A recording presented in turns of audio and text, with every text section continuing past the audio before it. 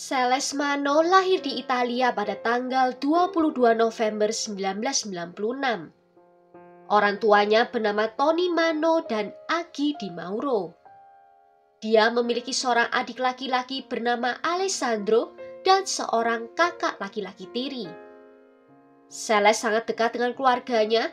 Tidak ada yang tidak menyukai Celeste karena dia berparas cantik dan dicintai oleh semua orang.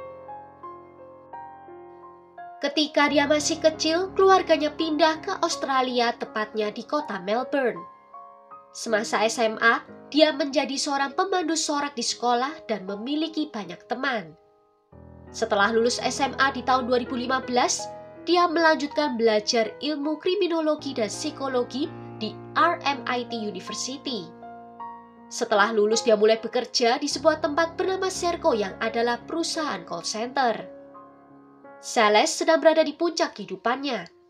Dia telah menyelesaikan studinya dan mendapatkan pekerjaan yang baik. Di tempat itu, dia bertemu dengan seorang pria bernama Chris Ridgedale. Chris mengatakan bahwa Celeste adalah wanita yang luar biasa dengan senyum yang luar biasa juga. Hubungan mereka pun berkembang menjadi hubungan romantis. Di sekitar tahun 2019, di tempat kerja itu juga, Celeste bertemu dengan seorang pria lain bernama Luai Sako. Namun tak lama setelah pertemuan itu, Luai diberitahu oleh perusahaan kalau dia dipecat karena performanya yang kurang baik. Di hari terakhirnya di perusahaan, Celeste sebagai manajer harus mengawal Luai keluar dari gedung. Saat mereka mengucapkan selamat tinggal, Celeste menjabat tangannya dan mendoakan yang terbaik bagi Luai dalam usahanya di masa depan. Itu mungkin merupakan waktu terlama yang pernah mereka berdua habiskan bersama. Namun, tiba-tiba Luai menarik tubuh Celeste dan mencium pipinya. Celeste menceritakan insiden itu kepada ibunya, namun ibunya menyatakan kalau tidak usah terlalu dipikirkan. Katanya, mungkin pria itu selama ini ada memendam perasaan terhadapnya. Tetapi di minggu depan, Celeste terkejut saat mendapatkan pesan di Instagramnya dari Luai. Dan sejak itu, kegilaan pun dimulai. Pesan-pesan berikutnya muncul dan obsesi Luai terhadap Celeste dengan cepat tumbuh. Dalam pesannya, Luai menuliskan rasa cintanya pada Celeste, di mana hal itu menyita waktunya. Dia menjadi tak bisa makan, tak bisa tidur, bahkan mencari pekerjaan. Celeste pada awalnya mencoba untuk menangani sendiri. Dia tidak ingin mengecewakannya, sehingga dengan lembut Celeste membalas pesan itu. Dia menyatakan kalau dia menghargai apa yang dikatakan Luai padanya. Dia juga mengaku terkejut membaca semua pesan itu. Dan dia menegaskan kalau apa yang terjadi di antara mereka hanya bersifat profesional. Dan dia berharap yang terbaik untuk Luai dalam perjalanannya yang baru. Luai Sako lahir pada tahun 1984 di Irak dan dia adalah anak tertua dari 5 bersaudara. Keluarganya diberikan visa dan diizinkan untuk bermigrasi ke Australia di tahun 1992. Keluarganya menggambarkan dia sebagai seorang penyendiri yang menghabiskan sebagian besar waktunya di kamar tidurnya. Luai telah lama menganggur sebelum di tahun 2018 dia bekerja di Serco. Dan di usianya yang ke-35 tahun, dia belum pernah menjalin hubungan romantis dengan siapapun. Dan saat itulah dia bertemu dengan Celeste dan langsung memiliki perasaan terhadapnya. Penguntitan yang dilakukan Luai semakin intensif setelahnya. Tidak peduli apa yang Celeste katakan, dia menolak untuk berhenti. Celeste kemudian memblokirnya di Instagram dan dengan cepat akun Instagram baru akan muncul dan mulai mengiriminya pesan yang sama. Setiap kali Celeste memblokir, akan selalu muncul akun Instagram yang baru. Luai membuat lusinan akun palsu hanya untuk terus menguntit dan melecehkan Celeste. Pesan itu berlanjut selama berbulan-bulan dan mulai mengarah ke arah seksual. Ada satu pesan yang berisi jika Celeste bisa memiliki tubuhnya selama sehari, apa yang akan Celeste lakukan. Pesan-pesan ini mendorong Celeste menjadi lebih tegas dalam menanggapinya. Dia memberitahu Luai untuk berhenti menghubunginya karena ini sudah membuatnya sangat tidak nyaman. Celeste tidak menginginkan perhatian seperti ini dari orang asing. Dan dia tidak pernah memberi Luai kesan bahwa ini adalah sesuatu yang dia inginkan. Tetapi pesan dari Luai tak terhentikan dan terus melecehkan Celeste. Di titik ini, Celeste menjadi semakin sengsara. Pacarnya menyaksikan penderitaannya itu, di mana Celeste menjadi stres karena menerima pesan-pesan yang menyebabkan dia kurang tidur. Ibunya menyadari situasi tersebut dan mengingatkan Celeste agar jangan sampai Luai mengetahui tempat tinggalnya. Celeste berharap Luai akan bosan sendiri dan meninggalkannya, tetapi dia tidak pernah bosan. Pesan berisi kata cinta dan manis segera berubah menjadi kemarahan. Luai mulai mengirimkan pesan yang menyatakan kalau perlakuan Celeste terhadapnya telah berubah. Dia juga menyebut kalau Celeste tidak berbeda dengan mayoritas wanita lainnya. Pesan ini membuat Celeste menjadi takut, sehingga setelah 6 bulan dia mencoba menangani hal ini sendirian. Dia memutuskan kalau ini adalah waktu yang tepat untuk melakukan sesuatu. Ketika dia tiba di kantor polisi, polisi ternyata tidak bisa membantu. Mereka hanya mengatakan bahwa Luai tidak melakukan tindak kriminal dan tidak ada yang dapat mereka lakukan. Mereka hanya meminta Celeste untuk mengabaikannya. Celeste memberitahu petugas bahwa dia telah mengabaikan Luai selama 6 bulan terakhir. Petugas kemudian berkata, jika dia tidak menyukai isi pesan itu, berhentilah bermain media sosial. Petugas itu bahkan tidak membuat catatan laporan apapun. Perilaku Luai hanya menjadi lebih buruk.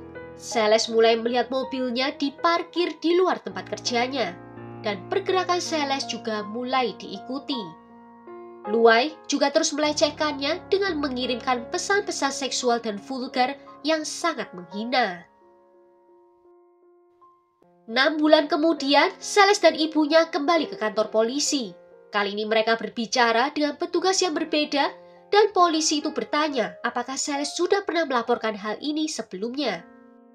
Celeste menjawab iya 6 bulan yang lalu, tetapi tidak ada tanggapan apapun. Petugas ini langsung merespon dan memberitahu bahwa Celeste perlu segera mendapatkan surat perintah penahanan terhadap Luai. Dengan perintah penahanan itu, Luai dilarang menghubungi Celeste. Celeste dan ibunya tidak sepenuhnya lega karena mereka tahu pada akhirnya surat perintah penahanan itu hanyalah selembar kertas saja. Selama sebulan penuh surat perintah penahanan ini sepertinya berfungsi. Hingga di tanggal 15 Agustus 2020 ketika Celeste menerima 3 halaman surat dari Luai, di mana isi surat itu pada dasarnya memohon kepada Celeste untuk membatalkan surat perintah penahanan. Menyebut hanya Celeste yang bisa menarik perintah itu dan menghentikan tuduhan terhadapnya karena telah menguntit dan melecehkan Celeste. Dan jika Celeste membuat pilihan yang tepat, mereka berdua bisa lanjut lagi.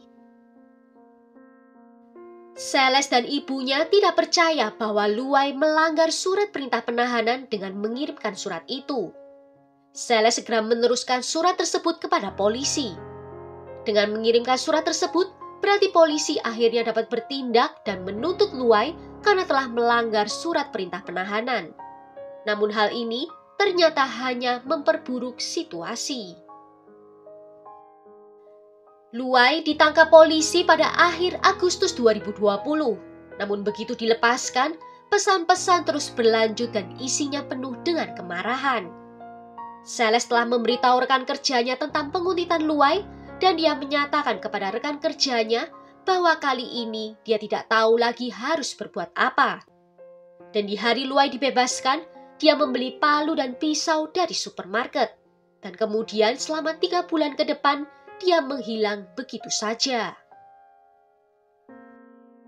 Celeste pada saat itu mulai berpikir kalau semuanya telah berakhir dan kembali normal. Pada tanggal 14 November 2020, Celeste dan Chris pergi berkencan. Dia merasa bahagia dalam hubungannya dengan Chris. Pada hari itu mereka mengambil foto untuk menandakan hubungan mereka yang telah resmi. Sales memberitahu Chris bahwa foto itu akan menjadi gambar profil Instagramnya yang baru, dan dia tidak sabar untuk membagikannya secara online. Keesokan harinya di tanggal 15 November 2020, Sales memposting foto mereka berdua di akun Instagramnya. Foto itu adalah pertama kalinya Sales memposting dirinya bersama seorang pria sejak penguntitan dimulai. Dan meskipun menghilang, foto ini membawa Luai keluar dari persembunyiannya. Rupanya dia tidak pernah menyerah pada Sales dan selama bersembunyi, dia melakukan penelitian di mana Sales tinggal, kebiasaannya dan juga denah rumahnya. Pada tanggal 16 November 2020, Sales menonton film bersama ibunya. Dan sebelum tidur, dia membuat rencana untuk ulang tahunnya yang akan datang yang ke-24. Lalu mereka mengucapkan selamat malam satu sama lain. Mereka berdua pergi tidur di malam itu tanpa mengira kalau itu akan menjadi malam terburuk dalam hidup mereka. Di pukul 4 dini hari, Luai berkendara menuju ke rumah Sales. Dia parkir di depan rumah lalu menyelinap ke dalam rumah sambil membawa pisau dan juga palunya. Dia melompati pagar samping dan berjalan ke jendela kamar Sales. Di pukul 4:10, Sales yang masih tertidur dan tidak sadar saat Luai memecahkan jendela kamarnya dengan palu dan melompat ke dalam. Dengan brutal, Luai langsung menikam Sales di tempat tidurnya sendiri. Ibunya kemudian terbangun karena ada suara kaca pecah. Dia melompat keluar dari kamarnya dan berlari ke arah kamar Sales. Setelah masuk, dia melihat putrinya dalam keadaan berlumuran darah dan ada pecahan kaca di mana-mana. Dan saat itu, Luai telah melarikan diri. Ketika para medis tiba, dinyatakan kalau Sales ditikam lebih dari 23 kali. Dan luka di jantungnya lah yang membunuhnya. Dia juga menderita luka pertahanan di lengan saat dia mencoba melindungi dirinya sendiri. Dari rekaman CCTV tetangga menangkap pergerakan mobil Luai yang melarikan diri dari jalan depan rumah Sales. Diketahui bahwa hanya butuh waktu 2 menit dan 39 detik bagi Luai untuk tiba di tempat kejadian, melakukan pembunuhan, dan kemudian kembali ke kendaraannya dan melarikan diri. Setelah itu, Luai membuang ponselnya, pergi ke kantor polisi, di mana dia memberitahu petugas di sana bahwa Sales sudah meninggal dunia. Dia lalu memberikan mereka alamat rumah Sales dan kemudian meminta polisi untuk menembaknya saja. Dia kemudian juga menyalahkan polisi atas kematian Sales. Luai segera ditangkap dan kemudian didakwa dengan pembunuhan Sales. Polisi kemudian pergi ke rumah Luai dan mereka menggeledah laptopnya. Di laptop tersebut mereka menemukan 2 foto Sales bersama pacarnya, pencarian Google untuk nama Chris di halaman LinkedIn, dan pencarian bar yang menjadi tempat foto itu diambil. Beberapa hari kemudian polisi menemukan ponsel Luai yang berisi bukti bahwa dia aktif memantau Sales melalui Instagram. Meskipun pada akhirnya Luai mengaku bersalah, dia menggunakan sejumlah celah hukum untuk bisa menunda seluruh proses pengadilan. Selama lebih dari 3 tahun, Luai memecat pengacaranya tepat sebelum persidangan. Dia kadang-kadang mewakili dirinya sendiri dan dia membantah jumlah luka tusuk yang ditemukan pada tubuh Sales. Mengaku hanya bertanggung jawab atas 2 luka tusuk. Sehingga petugas koroner harus datang dan bersaksi di ruang sidang. Selagi menjalani persidangan itu, Luai ditahan di sel isolasi. Jelas juga bahwa semua taktik menunda ini bertujuan untuk menemukan dia tidak sehat secara mental, sehingga dia tidak harus menghadapi hukuman yang berat. Luai menjalani pemeriksaan oleh banyak psikiater, dan dia mengklaim kepada salah satu dokter bahwa dia mengalami halusinasi, yang memberitahunya bahwa dia harus bertindak seperti seorang penjahat. Luai benar-benar tidak menunjukkan adanya rasa penyesalan sama sekali atas tindakannya. Pada akhirnya, Luai dinyatakan oleh beberapa ahli psikiatri hanya menunjukkan gejala palsu penyakit kejiwaan. Dokter yang memeriksa menyebutnya sebagai orang yang egois dan kurang empati, dan dia dinyatakan sehat secara mental untuk diadili. Namun dokter juga membuat peringatan di pengadilan dengan mengatakan bahwa Luai kemungkinan besar akan melakukan pelanggaran lagi dan bahwa perawatan yang tersedia di penjara saat ini tidak cukup untuk bisa mengobatinya. Dinyatakan oleh penuntut bahwa foto Celeste dan pacarnya yang akhirnya membuat Luai menjadi marah dan cemburu. Ibu Celeste dan seluruh keluarga Celeste ingin Luai dikirim ke penjara seumur hidup karena kejahatan ini jelas direncanakan. Namun, pada tanggal 29 Februari 2024, hakim mengatakan bahwa kasus ini tidak memerlukan hukuman penjara seumur hidup. Karena Luai didiagnosis menderita gangguan kepribadian ekstrim yang menyebabkan gangguan signifikan pada fungsi mentalnya pada saat itu. Mahkamah Agung menjatuhkan hukuman 36 tahun penjara kepada Luai. Dia telah menjalani 3 tahun penjara dan akan memenuhi syarat untuk pembebasan bersyaratnya setelah 30 tahun ke depan. Seluruh keluarga Celeste sangat terpukul mendengar bahwa Luai tidak dijatuhi hukuman seumur hidup. Mereka tidak percaya bahwa pengadilan telah menunjukkan belas kasihan padanya. Ibu Celeste yakin kurangnya tindakan polisi juga berkontribusi pada kematian putrinya. Dia padahal pernah meminta pemantauan elektronik terhadap Luai dan percaya bahwa pembunuhan Celeste seharusnya bisa dicegah jika Luai dipantau. Keluarga Celeste meminta pemerintah Victoria memperketat undang-undang seputar penguntitan.